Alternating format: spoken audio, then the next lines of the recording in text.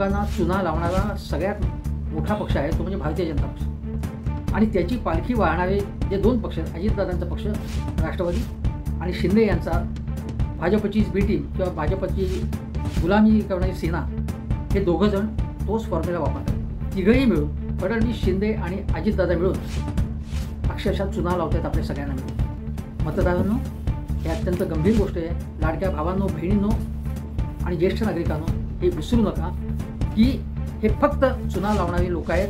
तुमच्याकडनं फक्त फायदा घ्यायचा आणि तुम्हाला वाऱ्यावर सोडायचं ही त्यांची रीत आहे. त्यांना शेतकऱ्यांच्याबद्दल काही पडलं नाही, ज्येष्ठ नागरिकांबद्दल काही पडलं नाही आहे. त्याच आपल्याला बोलायचं आहे ते मात्र चुना लावणाऱ्या सरकारबद्दल.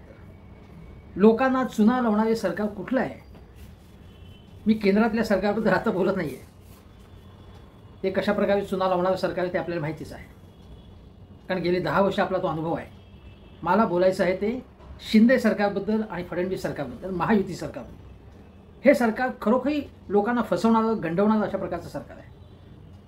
मी किती प्रकारच्या फसवणुकीच्या रीती किंवा भाती त्यांनी अवलंबल्या आहेत. मला एक गाणं आठवते. तुम्ही गुलजारने डायरेक्ट केलेला आंधी सिनेमा बघितला असेल, खूप फेमस सिनेमा. त्या आंधी सिनेमालाही 50 वर्ष झालीत आणि महाराष्ट्राच्या स्थापनेला 65 वर्ष उद्या होतं. त्या आंधीमध्ये एक राजकारण्यांची टवाळी करणारं गाणं आहे. राजकारण्यांवरती अगदी मर्मभेदक टीका आहे त्याच्यामध्ये. आणि गुलजार म्हणजे काय लिहितात गुलजार?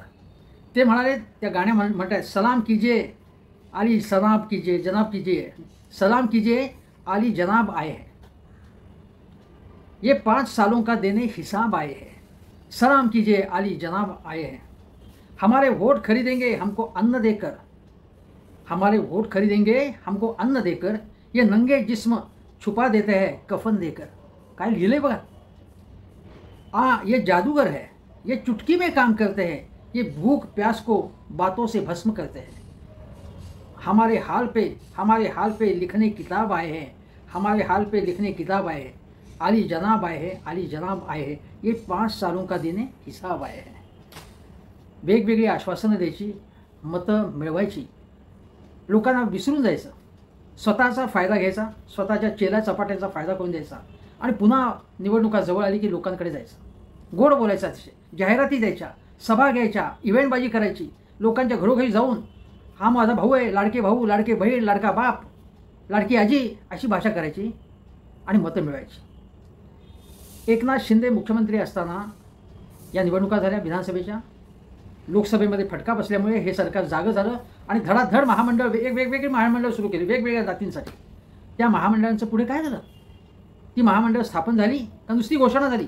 त्यांचं काम सुरू झालं काही माहिती नाही आपल्याला. तुम्हाला काय माहिती आहे? काहीच नाही. पण त्या जातीची मतं मिळवण्यासाठी हे त्यांनी केलं. नंतर काय केलं? लाडकी बहीण योजना. लाडक्या बहिणींना अमुक देऊ तमुक देऊ, 1500 रुपये आम्ही देतोय आणि मग 2100 रुपये देऊ असं सांगण्यात आलं. पण जर ठाकरे सरकार किंवा महाविकास आघाडीचं सरकार आलं तर तुम्हाला काहीही मिळणार नाही. ही योजना या सगळ्या योजना, लाडकी बहीण असेल किंवा दुसऱ्या योजना, सगळ्या बंद केल्या जातील, म्हणून त्यांना मतं देऊ नका, अशा जाहिराती सुरू केल्या. म्हणजे महाविकास आघाडी आली तर जणू काही ते तुम्हाला दिलेलं सगळं काढून घेतील. आजपर्यंत तुम्हाला वेगवेगळ्या योजनांचे फायदे दिले ते सगळे तुमच्या घरी जाऊन दरोडा टाकतील आणि काढून घेतील, असं जणू चित्र निर्माण केलं. बागुलबुवा निर्माण केला, भीती दाखवली तुम्हाला आणि मतं मिळवली. विधानसभेमध्ये छप्पर फाडके मतं मिळाली. खोटं बोलून, गंडवून, मतदारांना लालूच दाखवून, पैसे चारून आणि EVMमध्ये काय गमती जमती होतात ते आपल्याला माहितीच आहे. अशा प्रकारे निवडणूक विजय खेचून घेतला. बाहेर काय म्हणजे लोकसभेत एवढं यश मिळालं महाविकास आघाडीला आणि विधानसभेत लगेच 2-4 महिन्यामध्ये असा फरक घडला. लोकांना आश्चर्य वाटलं. पण यांनी ही करामत केली. प्रचंड जाहिराती केल्या. दर 5-5 मिनिटाला TV वरती एकनाथ एकनाथ, नंतर देवा भाऊ, तुमचा लाडका अजितदादा अशा जाहिराती सुरू होत्या. पण त्या जाहिराती, ती इव्हेंटबाजी, हे सगळं जरी काही असलं तरी पैशाचं सोंग आणता येत नाही. आणि मग अनेक योजना जाहीर झाल्यानंतर त्या बंद करायची वेळ आली. मग शिवभोजन थाळी योजना असेल, वृद्धांसाठी तीर्थयात्रा योजना, आनंदाचा शिधा योजना, एकनाथ शिंदेंच्या सगळ्या योजना बंद करून टाकल्या किंवा त्यांना प्रोव्हिजनच केले नाही. सगळ्या योजना बंद करून टाकल्या. आणि लाडकी बहीण योजना 2100 रुपये देण्याचं आश्वासन, अजितदादा पवार जे अर्थमंत्री, ते म्हणाले की आम्ही अशा आश्वासन दिलेलंच नव्हतं म्हणाले. पण TV वरती आपण सगळ्यांनी ऐकलं म्हणजे आपल्या कानांमध्ये काही प्रॉब्लेम झाले का असं मला वाटायला लागलं. मग अजितदादांना सांगितलं आहे तुम्ही दिलं होतं तुमचे बाईट्स आहेत. मग त्यानंतर काय खुलासा केला की आमच्या जाहीरनाम्यामध्ये तसं काही म्हटले नव्हतं. म्हणजे काय महायुतीच्या जाहीरनाम्यात असेल इतरांनी आश्वासन दिलं असं आम्ही दिलं होतं, पण मग त्यांनी आश्वासन दिलं होतं ते आम्हाला मान्य नाही असं तुम्ही का नाही म्हणाला तेव्हा? ते नाही म्हणाले, ते त्यामधनं मतं मिळवली. आणि मग नरहरी झिरवळ पवार म्हणाले की आम्ही असं आश्वासनच दिलं होतं म्हणाले, ते म्हणजे खोटे म्हणाले ते. आता नरहरी झिरवळ हे अजितदादांचे काय म्हणतात पालखी उचलणारे आहेत, उपसभापती. त्यावेळी कसं त्यांचं कौतुक चालू होतं सगळ्यांकडनं, आणि हा कसा लबाड माणूस निघाला आहे, हा कसा गंडवणारा म्हणजे शरद पवारही गंडवणारा माणूस आहे हे दिसून आलं.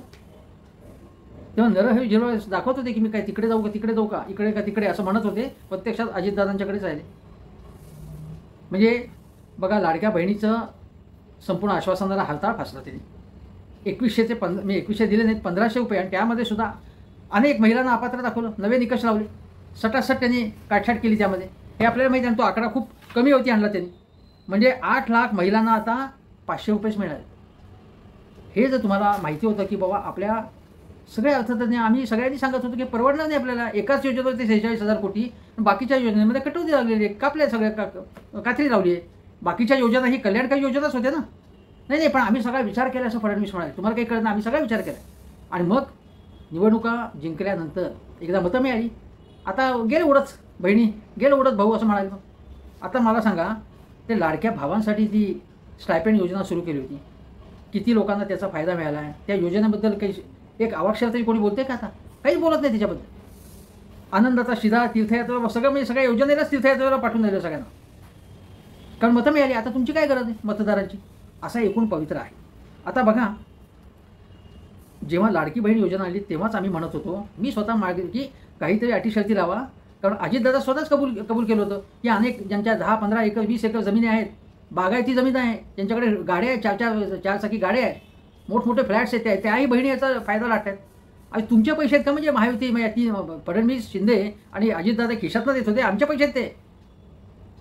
आणि लाडक्या बहिणी सांगून श्रीमंत महिलांना किंवा श्रीमंत कुटुंबांना पैसे देण्यासाठी आम्ही टॅक्स भरत नाही, ते त्यांना गरजच नव्हती.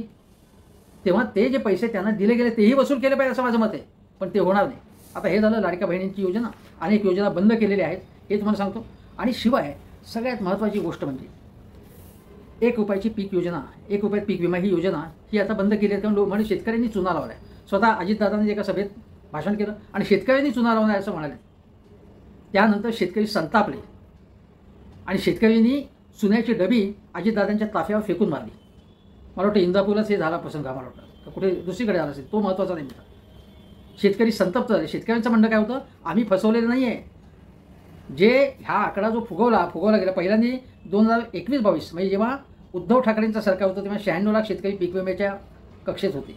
मग शिंदेच्या काळामध्ये 1 रुपयात पीक विमा योजना सुरू झाली होती. त्याचा एक आकडा तो 1,04,00,000 झाला 2022-23मध्ये. आणि मग 2023-24मध्ये 2,41,40,00,000 वरती तो आकडा गेला, म्हणजे वाढत गेला. आता हा आकडा वाढला 1 रुपयात पीक विमा योजना. त्याच्यामध्ये बोगस शेतकरी बोगस दाखवले, बोगस याद्या घातल्या त्याच्यात. आणि त्या जी केंद्र असतात त्या केंद्रांचं काय म्हणतात त्याला नाव आहे, ती केंद्र जी सर्व्हिस सेंटर जी असतात त्यांनी ही बोगसगिरी केली त्या सर्व्हिस सेंटरच्या माध्यमातून. त्याच्यामध्ये प्रशासनाचा हात असेल, प्रशासन किंवा अधिकाऱ्यांचा हात होता त्याच्यामध्ये. बीडमध्ये हे प्रकार झाले. स्वतः माणिकराव कोकाटे जे कृषी मंत्री त्यांनीच कबूल केलं. आणि ते धनंजय मुंडेंच्याच बीड जिल्ह्यात सगळ्यात जास्त प्रकार झाले. पण त्या धनंजय मुंडे किंवा त्यांच्या टोळीला या प्रकरणामध्ये कोणी अडकवलं नाही, कुठलाही गुन्हा दाखल झाला नाही. म्हणजे मग शेतकऱ्यांनी गंडवलं नाही, बोगस शेतकरी दाखवून प्रशासन आणि मंत्री आणि नेत्यांनी लूट केलेली आहे. पण शेतकऱ्यांना बोल लावला गेला अजितदादांकडून, त्यामुळे शेतकरी खवळला. बरं तिथे एका मला वाटतं परभणीला कुठे गेले होते दौऱ्यावरती, तिथे 2 शेतकऱ्यांनी एका कुटुंबात आत्महत्या केली. ते गेलेच नाही भेटायला अजितदादा तिथे. आणि शेतकऱ्यांनी चुना लावला अशी भाषा करणारे अजितदादा. सिंचन क्षेत्रात 70,000 कोटी रुपयांचा चुना अजितदादांनी लावला असा भाजपवाले आरोप करत होते. आणि आता तेच देवेंद्र फडणवीसांचे लाडके भाऊ झालेले आहेत अजितदादा. आणि हेच अजितदादा शेतकऱ्यांना शिव्या घालतात, लाखोली वाहतात. काय म्हणायचं आहे ना, शेतकऱ्यांच्या आत्महत्या वाढत चालल्यात दिवसेंदिवस. बरं तुम्ही म्हणाल शेतकऱ्यांना आल्या कर्जमाफी देऊ, आणि मग ते म्हटलं की आता देणार नाही म्हणून कर्जमाफी. पण उद्धव ठाकरेंनी महाविकास आघाडी सरकार जे आश्वासन दिलं होतं कर्जमाफीचं आश्वासन पाळलं होतं हे लक्षात घ्या तुम्ही. जे उद्धव ठाकरेंना रोजच्या रोज लाखोली वाहतात, पण त्यांनी कर्जमाफीचं आश्वासन दिलेलं पाळलेलं होतं आणि यांनी गंडवलेलं आहे. फडणवीसांच्या पहिल्यांदा मुख्यमंत्री होते तेव्हा शेतकऱ्यांचा संप झाला होता. शेतकरी नाराज होते फडणवीस सरकारवर 2014 ते 19 आणि आताही नाराज आहे शेतकरी, हे तुम्ही लक्षात घ्या. आता बघा, एक फडणवीसांचाच एक कार्यकर्ता, फडणवीसांची पाथरीला सभा होती काहीतरी आणि सभा सुरू झाली होती. पुढेच बसलेला शेतकरी जो भाजपचा कार्यकर्ता आहे का सरपंच आहे का कार्यकर्ता, हा बूथ लेवलचा कार्यकर्ता आहे, कांदा शेतकरी आहे, पक्का हिंदुत्ववादी आहे तो शेतकरी प्रश्न विचारायला लागला पीक विमा योजना आणि कांद्याबद्दल अमुक तमुक. त्याला अक्षरशः पोलिसांनी घेतलं आणि बडवत त्याला घेऊन गेले आणि शेतकरी म्हणाले नाही आता काय, आता हे काय करायचं, असे निघतात असे प्रश्न विचारतात लोक, काय करणार काय, अशा काहीतरी जाऊ द्या असं कोणीतरी येत असतं, प्रश्न विचारत असतं, असं कोणीतरी येत असतं, असं तुच्छतेचे उद्गार मुख्यमंत्री देवेंद्र फडणवीसांनी काढले. काय शेतकऱ्यांची अवस्था आहे, काय हाल आहे. तुम्ही भाजपवाले तुमच्याच कार्यकर्त्याला बडवता आणि प्रश्न विचारायचे नाहीत लोकशाहीमध्ये, त्याची उत्तरं तुम्हाला द्यायला नको. काय हाल, काय चुकलं काय. आज कुठेही आंदोलनाचा आवाज निघाला तर घरच्या घरीच जेरबंद केलं जातं. ही लोकशाही यांची, ही भाजपची मुख्यतः ही लोकशाही भाजपच्या राज्यातली आंदोलनच करून देत नाहीत. आणि यांना मात्र आंदोलन करायचा सगळं अधिकार आहे, यांना जन्मसिद्ध अधिकार आहे, पण विरोधी पक्षांना मात्र आंदोलन करण्याचा अधिकार नाही, हे आपण लक्षात घ्या.